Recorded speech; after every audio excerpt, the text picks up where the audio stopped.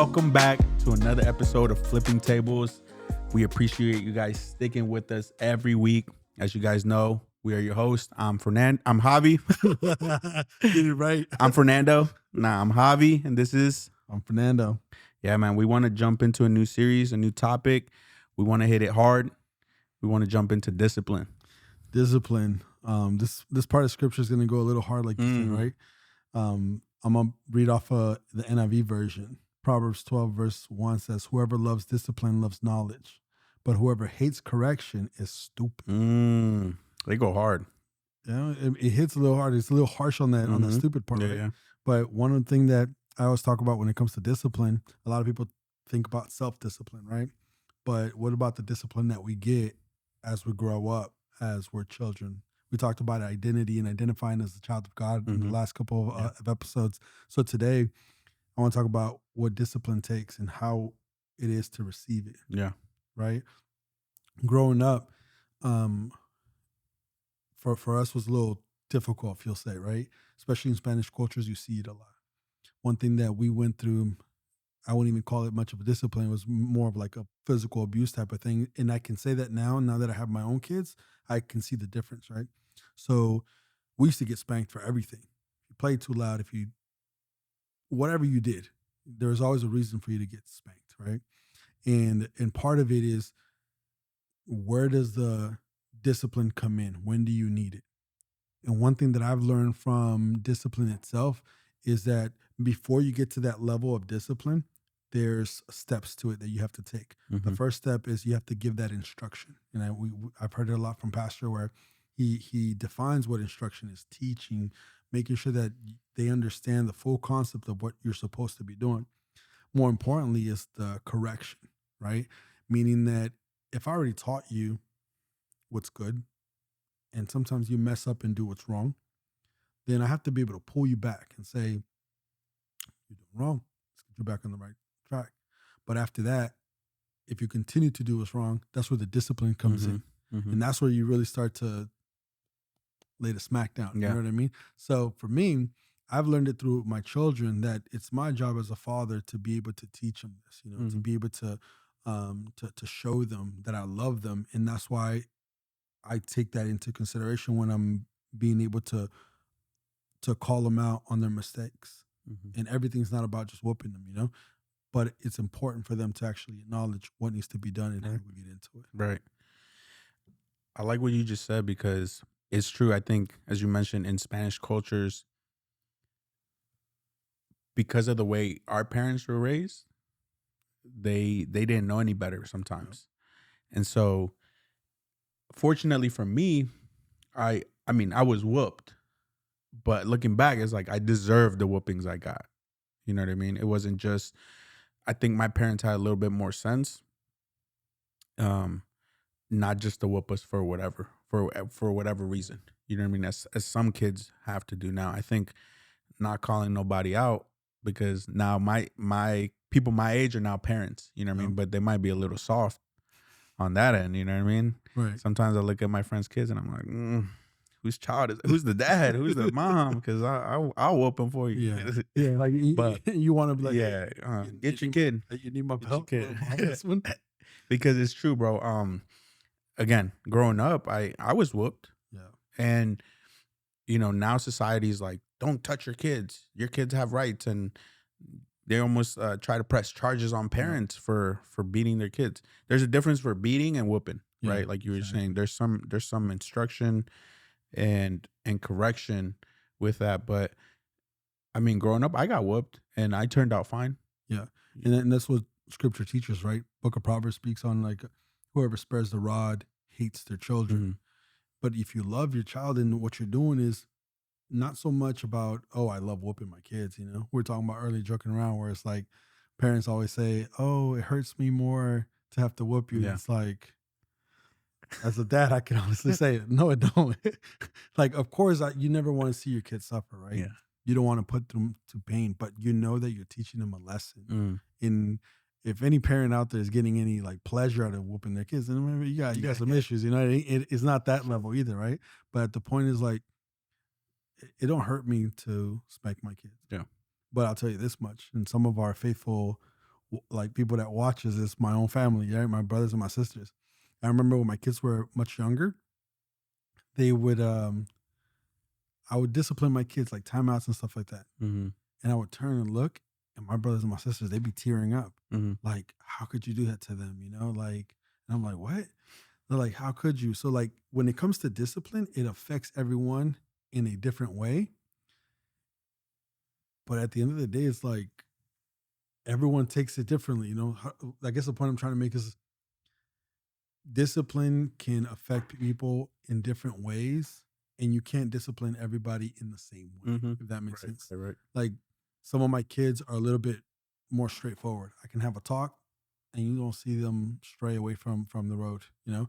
But when it comes to some of the other hard-headed ones, you know, like you tell them the same thing just like you would the other, and you don't see an effect. So those kids, they kind of need it a little bit more. Yeah. Now you were talking about your brothers and sisters. Can you touch a little bit on like the type of discipline that you faced growing up? Yeah. So for us, it was like a certain version of a timeout, right? Mm-hmm.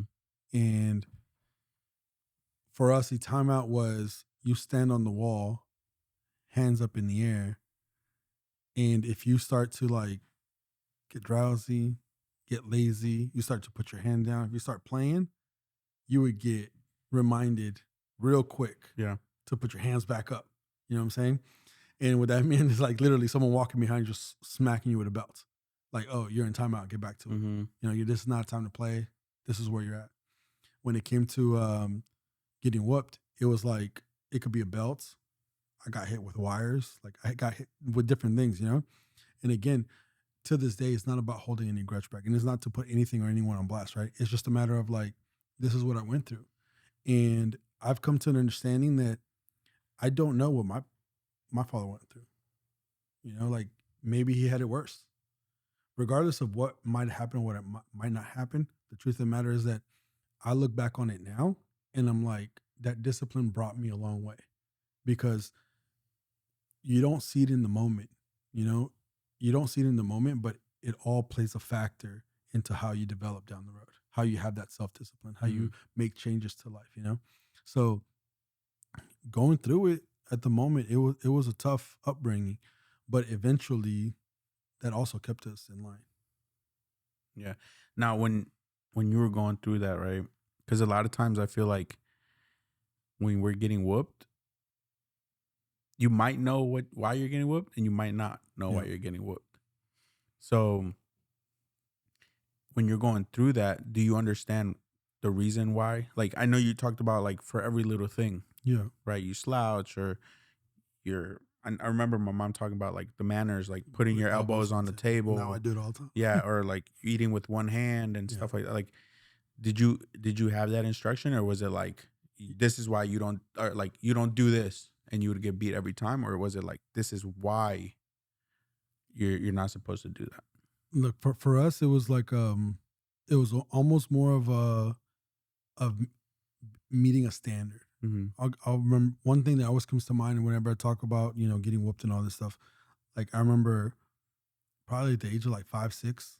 I probably can't pinpoint it what it was, but somewhere around that age, I remember that we all had to learn our timetables. So if you were good with numbers, you were good. Mm-hmm. I, in particular, I don't remember getting whooped a whole lot. I did, but like I was good with numbers. Numbers Yeah. always been my thing. Mm-hmm. But for my sisters who weren't always on point with numbers and math, they would get whooped all the time. So it was crazy because they send us to a room, like go practice your timetables, memorize them. You come back out, you get tested. If you're good, go on with the rest of your day. Learn the next section for next weekend. But if you walked in there, you made a mistake, you got whooped, go back to the room. Mm. Come back out later. They test you again. You still got it wrong, you get whooped, go back at it again.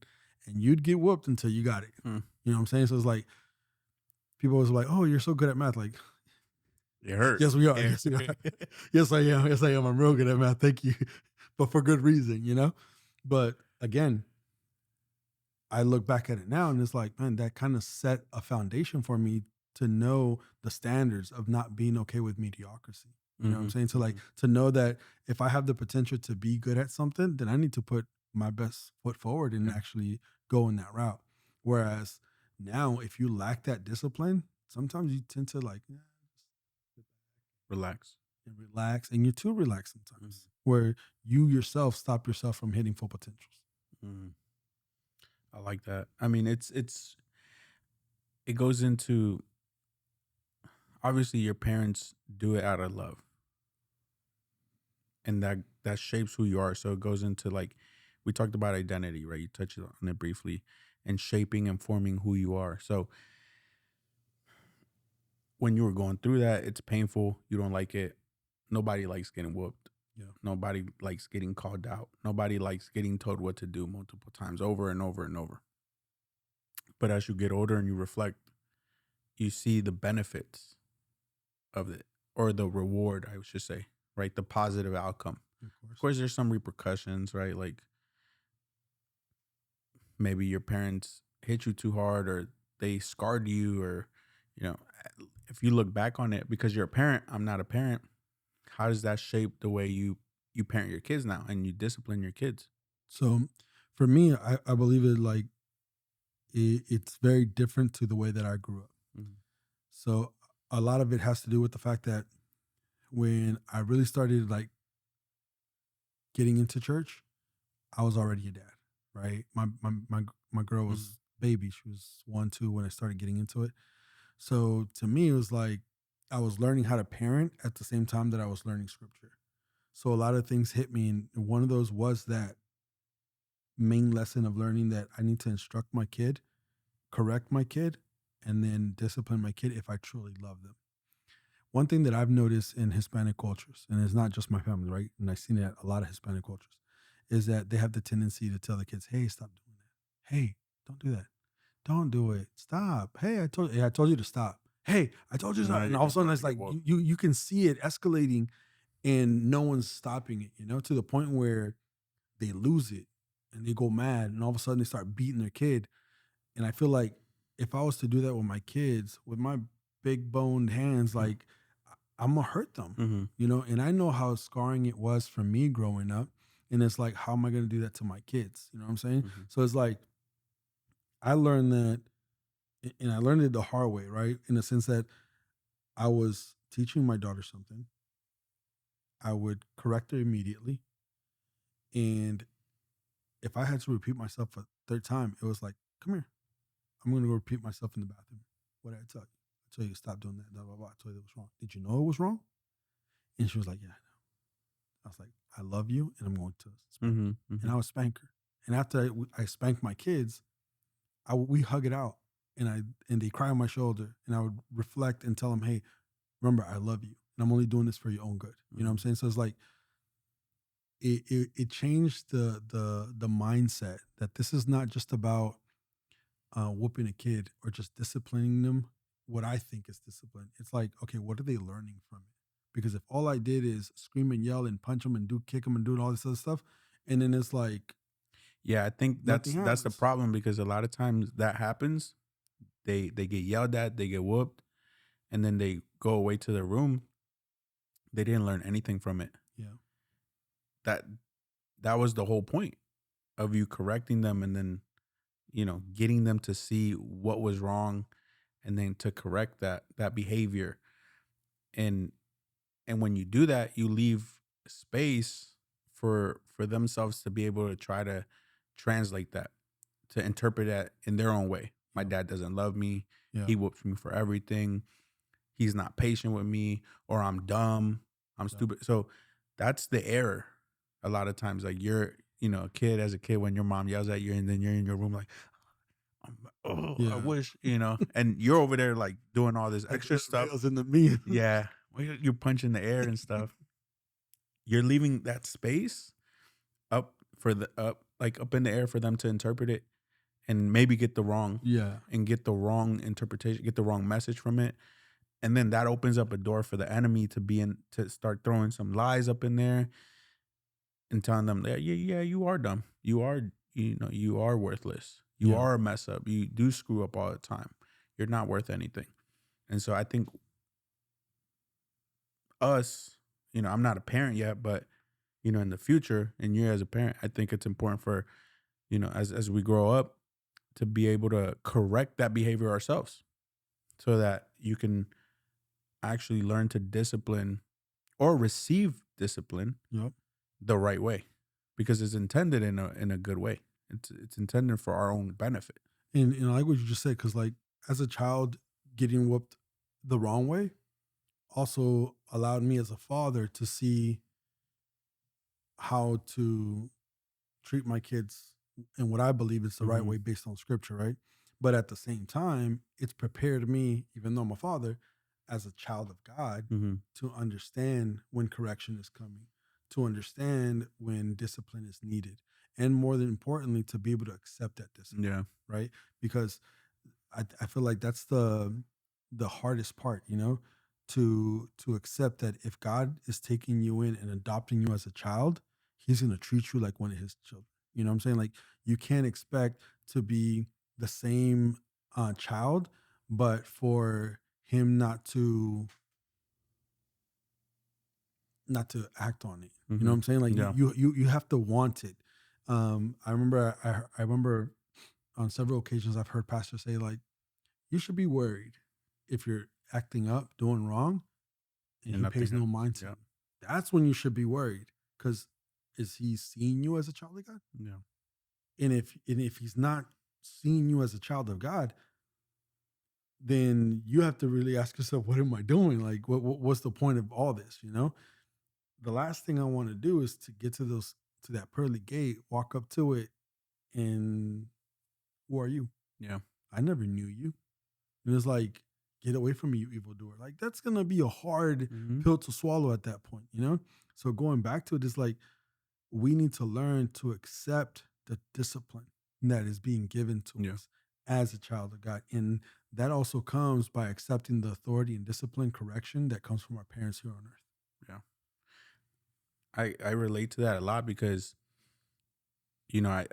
God, he literally at the beginning of the year he gave me a word through a family friend, and we were literally just chilling in their home, and she gave me a word, and part of that word was literally God saying the reason why you had to live this life or go through the things you went through is so that I can reveal the ministry that I have Mm. for you. So sometimes, again, God had to discipline me, take something away, instruct me, correct me Yeah. because I wasn't living right spiritually. He was like, "You can't handle this right now." So he's like whooping me spiritually.